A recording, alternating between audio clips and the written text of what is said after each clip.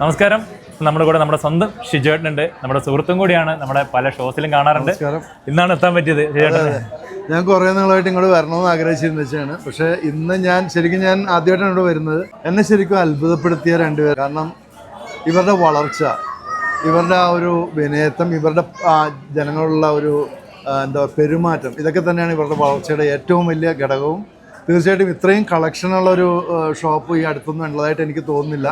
ഇത്രയും കളക്ഷൻസ് ശരിക്കും പറഞ്ഞാൽ കേരളത്തിലുള്ള എല്ലാ സ്ഥലങ്ങളിലോട്ടും ഈ തുണിത്തരങ്ങൾ എത്തിക്കുന്നത് ഇവർ തന്നെയാണ്.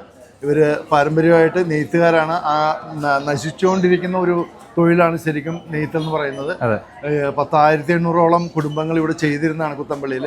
പക്ഷെ അതിപ്പോൾ കുറഞ്ഞൊരു 300ഓളം ഫാമിലിയിൽ മാത്രം ആയ അവസ്ഥയിലായി. അന്ന് കാലത്ത് എന്താ പറയുക, നെയ്ത്തുകാരെന്ന് പറഞ്ഞു കഴിഞ്ഞാൽ പെണ്ണ് കിട്ടാത്ത അവസ്ഥയായിരുന്നു.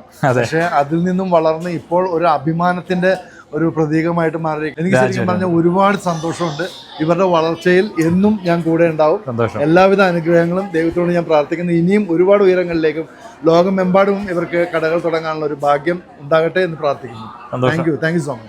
Thank you. വളരെ സന്തോഷം.